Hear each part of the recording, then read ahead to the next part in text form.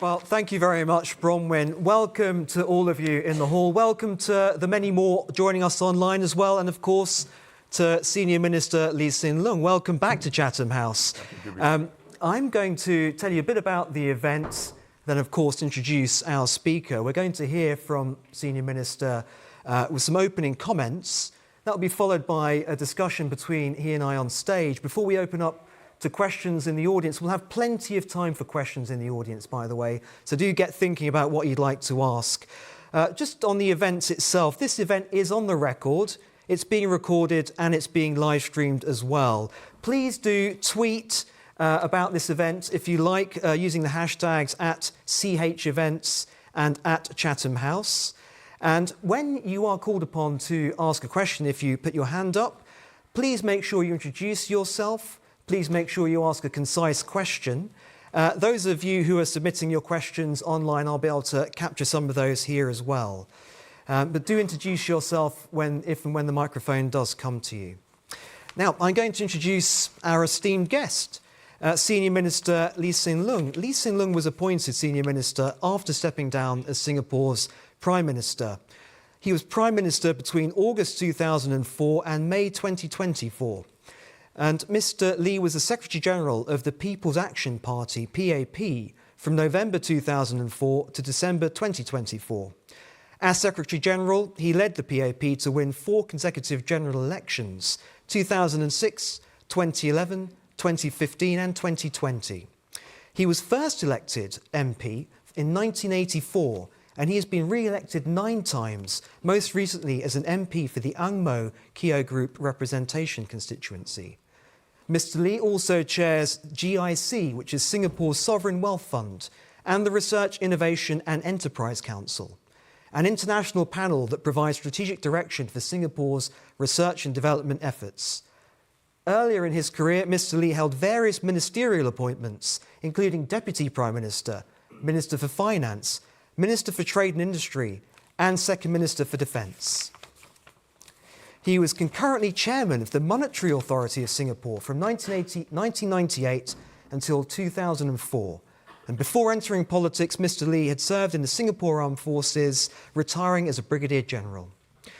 Mr. Lee, let me hand over the floor to you for your opening comments. We're really looking forward to hearing from you. Thank you, Shamir. Happy to be back at Chatham House. The last time I was here was 2014, more than a decade ago, and as Shamir reminds me, soon after the invasion of Crimea. In the last 10 years, the world has changed a great deal, and the multilateral global order, led, guided, shepherded by the United States, has come a long way towards unraveling. It's something which has been underway for some time, partly because the trade imbalances and tensions which have built up between countries, partly also to a substantial degree because of strategic tensions and rivalries between the US and China, as China has grown stronger and contradictions have emerged in their relations.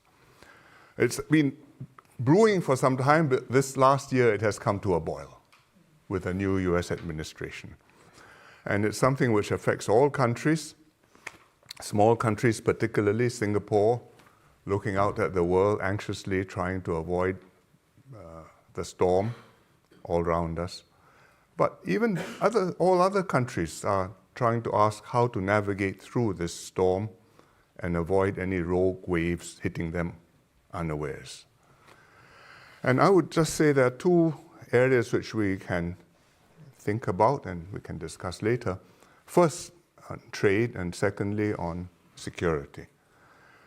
On trade, we used to talk about most favored nation, win-win, free trade, co-prosperity, interdependence. Now we talk about security, resilience, tit for tat, and a bilateral, transactional, win-lose approach, at least in some circles. Where do we go from there?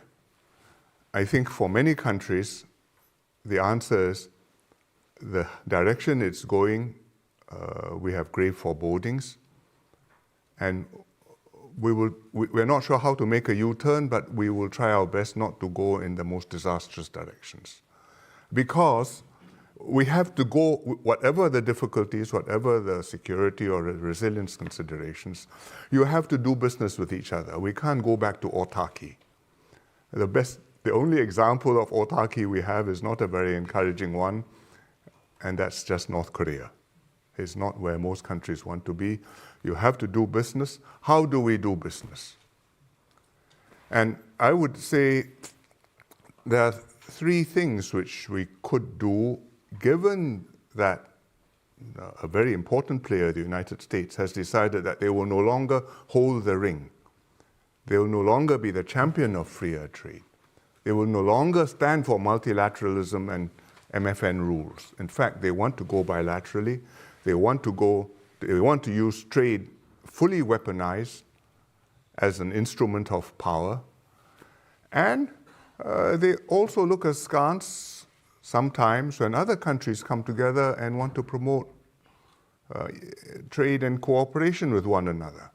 What do you do with this reality? And I would say there are three things. First, don't give up on the WTO. There's life in the old dog yet.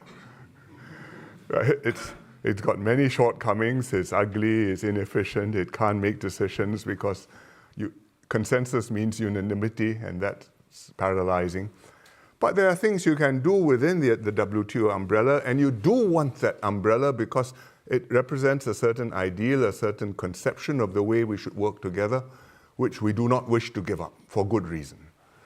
So I give you two examples of the things which you can do in a practical way. One is something which they call the JSI, Joint Statement Initiative. It's to do with e-commerce, the JSI on e-commerce. And it's a group of countries came together, led by Singapore and Australia. And it doesn't cover all the countries in the WTO, but a fair number of them.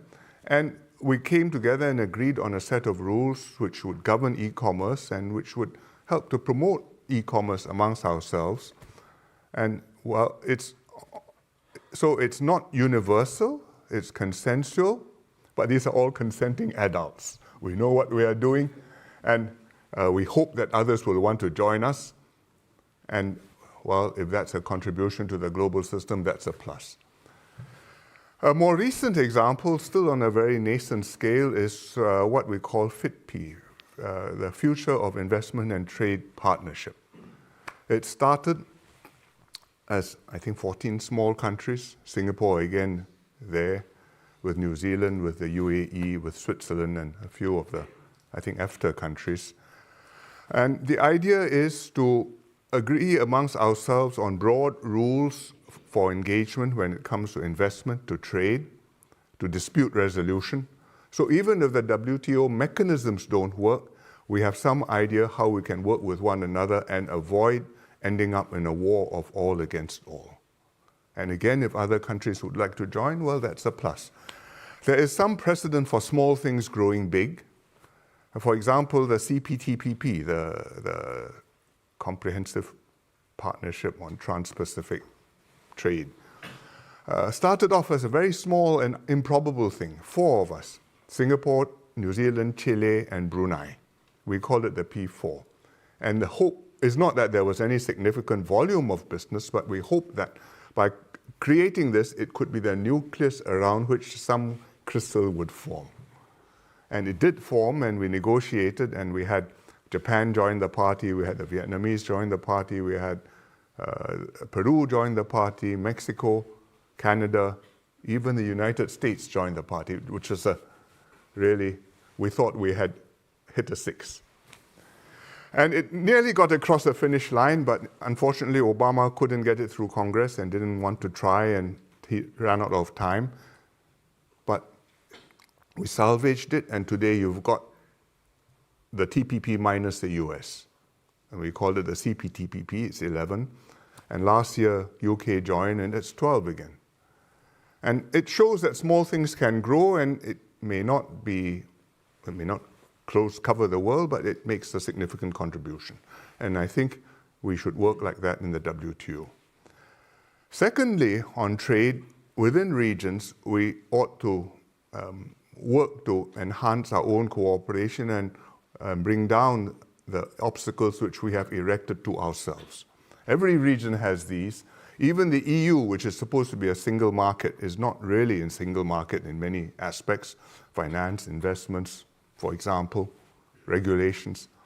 And so too in Southeast Asia. We have an ASEAN, Southeast Association of Southeast Asian Nations, and we have a free trade agreement, but there's more we can do to bring down the obstacles to trade and integration amongst ourselves. I think you can do that with fewer of the strategic and the security concerns, and it's something which is well worth doing. There's no shortage of ideas and plans. The Europeans have Mr. Draghi has a very comprehensive plan published last year, and within ASEAN we have lots of ideas too, and we hope some of them will have more legs now that the necessity is greater. The third thing you can do is to link up between different regions of the world, because the easy path of least resistance is to end up with regional blocks. And you have your area of influence and I have mine, and between us things are difficult. But you really don't want to go there, because that way leads to more friction and I think less prosperity. And you want to link up between blocks so that you can work together and have a network, a web which collectively encompasses the world. So I see the EU is talking again with renewed energy to Mokosa. It's been going on for a long time. Now perhaps it will cross the finish line. EU is also reviving its interest talking to the ASEAN group. That also has been talking for a long time, but there's now new impetus. And it's possible for the EU to talk to the CPTPP group, which I think will be very valuable, because on the one side you have basically a trans-Pacific grouping, a dozen countries. On the other side you've got the European countries, and we both have an interest in promoting trade and integration, and subject to reasonable safeguards and fair trade and all that. And if those things can come to some fruition, I think that you can avoid a worst case outcome on trade. There's some reason for optimism. If you look at the response of countries since Liberation Day, or anyway since the 2nd of April, it has not descended into a war of all against all. Countries have been mostly quite restrained in their responses, and amongst themselves it's quite clear that they want to preserve as much of the framework as possible so that you don't end up mutually impoverishing each other. And if that can be held, I think that would be very valuable. One key thing is, how do you fit China into this picture? Because they are big, they are important, you have a lot of trade with them, you may want to grow your business with them. At the same time, how do you resolve the imbalances which exist with China, and how do you deal with the security and other aspects which are particularly salient in this relationship? And that's something we can discuss later. On security, taking a Singapore perspective from Asia, I would just highlight a contrast between how it is in Europe and how it is in Asia. In both cases, we are confronted with a US policy which is radically different from what we had planned on and expected. But the situations are different. In Europe, you know pretty exactly what your strategic challenges are. You're dealing with Russia now, successor to the Soviet Union. It's a situation with a backdrop of the Cold War, and that history very present in people's minds.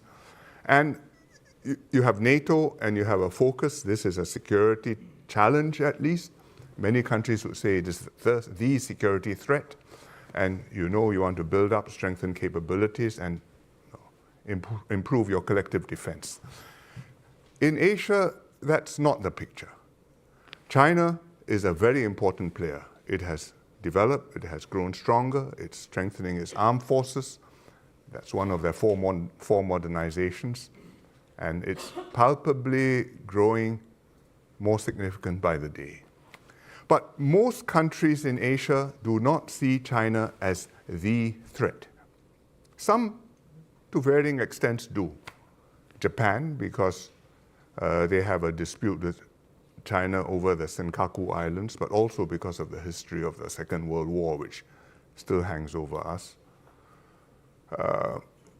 Australia, because they are allied to the US, and also they see the Chinese actions in the South China Sea as being inimical to their security interests, and they've said so. Taiwan is a special case, not a country, but it's watching very closely what's happening and concerned about its future. And then you have South Korea, for whom the most serious preoccupation would be North Korea, but who no doubt look beyond North Korea and ask, where does China stand on this, which is something which you have to think about. But most other countries do not take such a stance, because we see China as a big power in the region, present, a geographical reality. They are here, we do a lot of business with them, we have prospered because they have prospered, and we want to prosper more. And it started with trade. Now it's not just trade, it's also investments, it's also tourism, people flows. And there are bilateral issues. The South China Sea, there are claimant states in the ASEAN countries who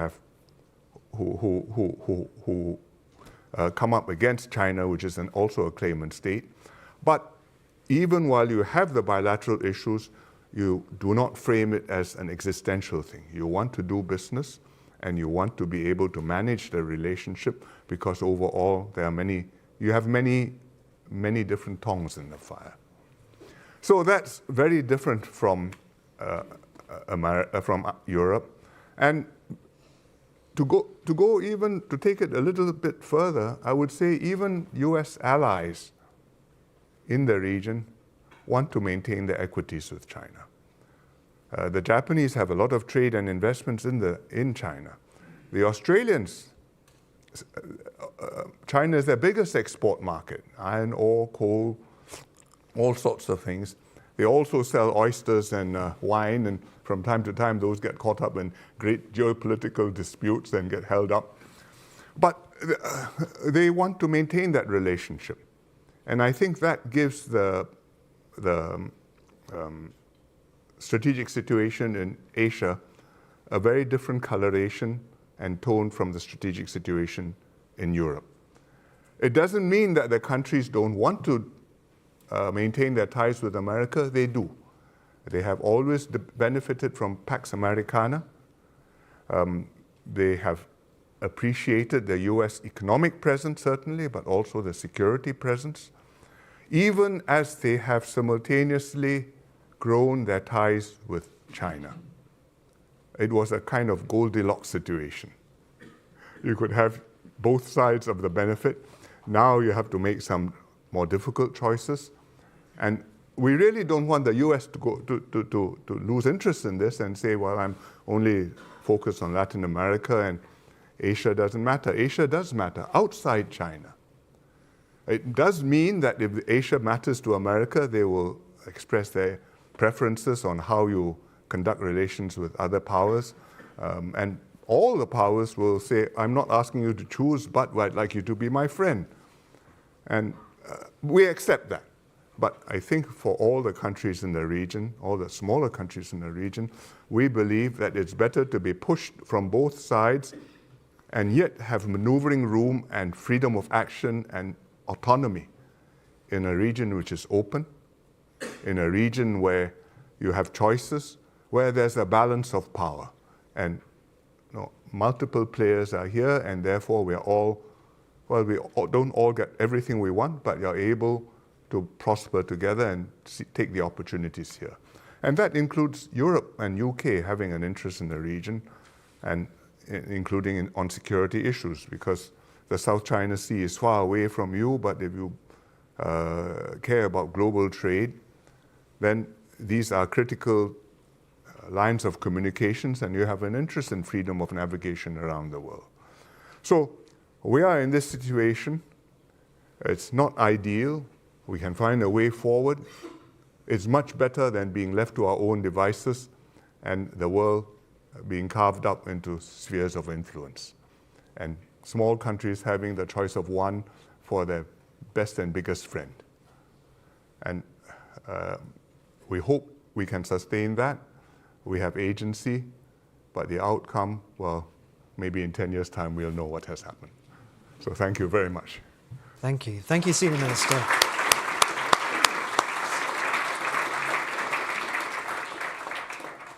Senior Minister, with your opening comments, I think you've very concisely articulated your perspective and Singapore's perspective on some huge issues, some of the biggest issues facing us in international affairs today. And it's very timely as well to have you here because the ASEAN summit has just finished in Kuala Lumpur. Donald Trump is now on his way via Japan to the APEC summit in Korea, where he may meet Xi Jinping. And there may well be some stabilization of the US-China relationship right now, but the trend lines are still speaking towards substantial change. And I wanted to start in Singapore's region, if I may. And there are some interesting developments already this year. Indonesia joined the BRICS partnership in January. I think somewhat forgotten because of everything else that's been happening. Malaysia, Vietnam, Thailand, they've all expressed an interest. And I wanted to ask you, thinking ahead 5-10 years, do you think Singapore's region will be very, very different? And would you, for example, expect things like Malacca Port to be developed much more by China in Malaysia? How different do you think Singapore's region will be? Well, I think that the basic shape will not have changed because it's very difficult to say how a big power will calculate its interests, but I think between America and China, there are very deep issues which are not going to disappear. There are the trade issues, they are being discussed, and I hope some arrangement can be worked out. The smoke signals seem to be encouraging. I think they had some signs that they had reached some arrangement, and Mr. Xi and Mr. Trump will meet in Seoul, and something will be signed, or in South Korea, and something will be signed. And I think that's not a bad thing to at least take the 100% tariffs off the agenda. The more deep contradictions between the two powers, the US and China, I don't think are going to disappear. Because the most fundamental thing is the Americans see China as a challenger. I think they call it the pacing challenge. And somebody who is catching up with them in technology, in size, in military capabilities, even in nuclear arsenal. And they are determined to stay ahead of, and also in things like AI. And the US are determined to stay ahead and by all means at its disposal, prevent the Chinese from overtaking them. On the other hand, the Chinese say development is my right, and I want to grow, I want to progress, and my right to develop is a red line, and how can you tell me that I'm not entitled to exceed you? So I don't see that as being a contradiction which is going to go away, because the Chinese may not be able to exceed the Americans immediately, but the potential for them to grow bigger and stronger and more advanced, they may not grow as quickly as they did over the last few decades when they had 8, 9, 10% growth in some years. But they will make 3, 4, 5% growth, and there are 1,400 million people, and they will be counted. They will count. So that basic difficulty, I don't think will easily be overcome. Some modus vivendi will be necessary, because if there's no modus vivendi and it really comes to a fight, each side can do a lot of damage to the other. And I don't think either side really wants to go there. I hope they'll be able to avoid it. Kissinger used to say, the fight cannot be won and must not be fought. And he's right, but whether it won't be fought, we don't know. In the region, with that backdrop, I don't see the US being able to say, I pay no interest in the region. I mean, it is important. ASEAN has 600 million people. It's got considerable purchasing power. The middle classes are rising in Indonesia, in Thailand, Malaysia, Singapore, Vietnam, even the Philippines. There are troubled spots like Myanmar, but it's a significant economic entity taken as a whole. And therefore, if the US is present and the Chinese continue to develop, and there will be investments. They may have Belt and Road projects. They may invest in ports. We hope that there will continue to be American investments, European, UK investments, and continuing links in all these different directions, and therefore a region which is open. And if we can maintain that, say 10 years from now, then, well, let's assess there and take it the next step forward. Yeah, and picking up these themes of navigating this particularly tumultuous period, I wanted to focus specifically on being a small state and the experience of being a small state. And just for those who don't know Singapore, if you get in a taxi at Changi Airport and you're going maybe to the other side to NTU, National Technical University, if there's no traffic, that's only 45 minutes or so. It's a very, very, very compact place, Singapore. And I think a lot has been said about punching above its weight, but I wanted to find out from you a bit more about what can practically be done by small states grouping together. You gave the example of the future of investment and trade partnership, for example. Do you think that it will end up being small states clustering for safety in a difficult environment, or can they actually provide a positive example that maybe gathers momentum and preserves parts of this rules-based order that you're talking about that needs to be preserved? Well, first, small states coming together for safety is useful. Minnows do tend to school together, and we are all minnows, some bit bigger than others. But it is possible that there will be bigger participants. Sorry. Let me have a sip. It is possible that there'll be bigger countries which think it makes sense to follow rules which work, and will join the groups and make the groups more effective, more significant, and yet without crowding out the little guys. Yeah. And that's quite delicate. You want to bring in bigger players, hopefully in a balanced sort of way, so that they sort of even each other out, and there's still room in the interstices for us little guys still to continue to exist. I hope so. And even if this particular initiative doesn't work, I hope other initiatives will come about and will provide some, at least partial safety net for the world, it's such for the trading system. Such an interesting collection of countries, UAE, Liechtenstein and a few others, New Zealand, Switzerland. Yeah. And let's move on to security, because you focused on that in your opening comments, and I think you rightly distinguish the security challenges that Europe faces as being actually fairly, arguably straightforward to diagnose, versus in the Asia-Pacific, where it's a very, very different set of circumstances. And Australia and Japan, I guess, are two countries that can be maybe more forthright in how they articulate their concerns and their reactions to this. But from your perspective, now the balance of power is clearly changing, even if there's a desire to retain a balance of power. As you said, China's military is modernising, it's expanding. How does Singapore avoid feeling like a spectator as these changes take place? What are the sort of practical steps that can be made in terms of security from a regional and from a national perspective? Well, what I discussed and described are some of the things we are doing. We are actively instigating cooperation on trade.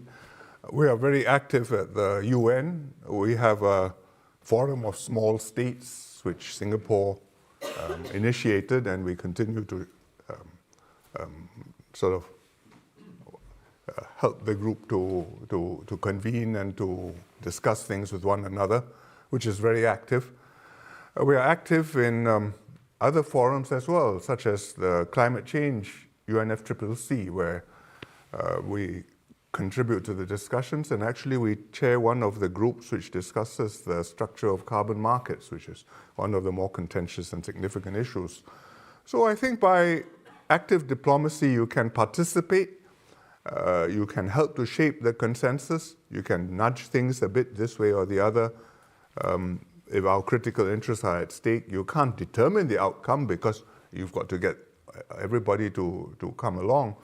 But we can pipe up, and if we make sense, and make sense for more than just ourselves, then I think we can have some influence.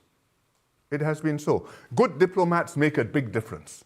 You can be on Zoom, you can be on Twitter or X now, but you want good people in present, exercise, making an appreciation, understanding what the issues are, making an impact, impressing people with your competence and your commitment and your reliability, and therefore they can do business with you, and therefore, well, you count for something. And I never say we punch above our weight. Once you think that, you are already going to be knocked out. We are just trying to do our best and to avoid being trampled or ignored. And one more question for me before we go to the audience. I've already referenced Singapore's size. Now, at the risk of being impolite with our guests, I'm going to reference age as well now. Now, age-wise, Singapore turned 60. Yes, that's very young for a country. Very, very young for a country. But nonetheless, it's sufficient time to have experienced serious global transitions and periods of serious uncertainty in the past. And of course, when Singapore became independent from Malaysia in 1965, this is the time of the late Lee Kuan Yew, your esteemed father.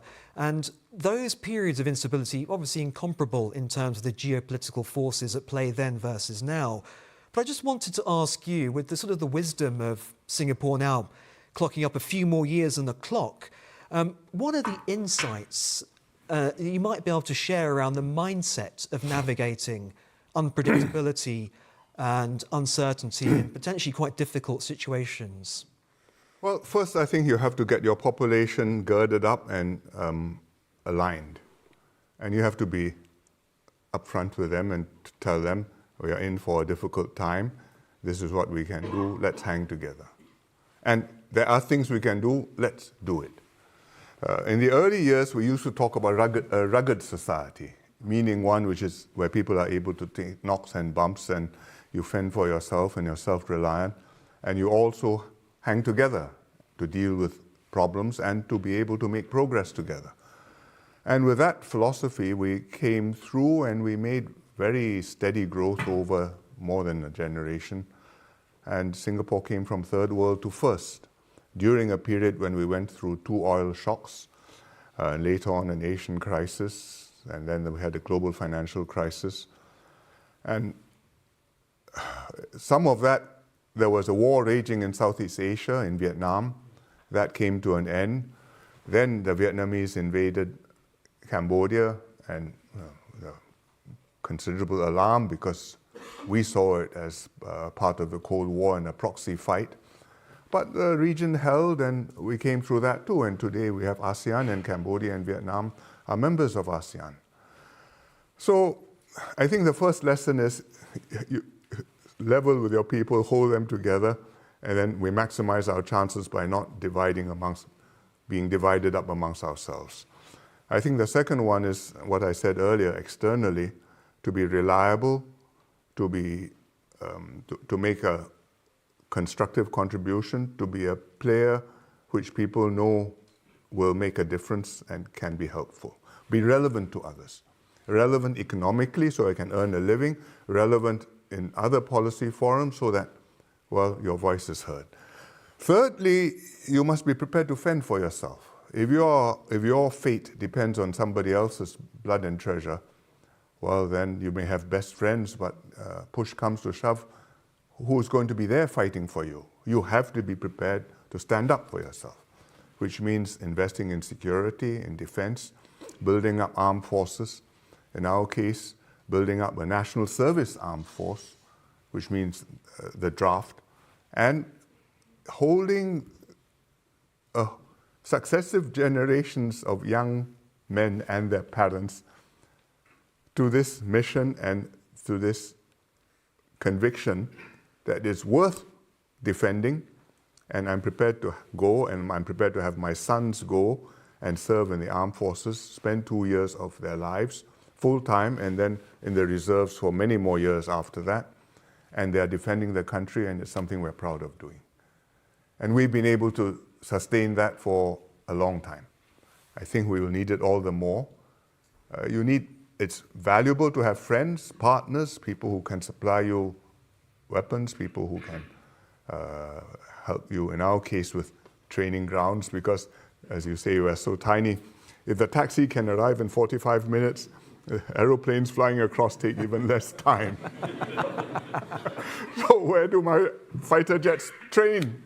And we need some place, and we do have them. But what you need is that will to defend yourself and to find the way forward.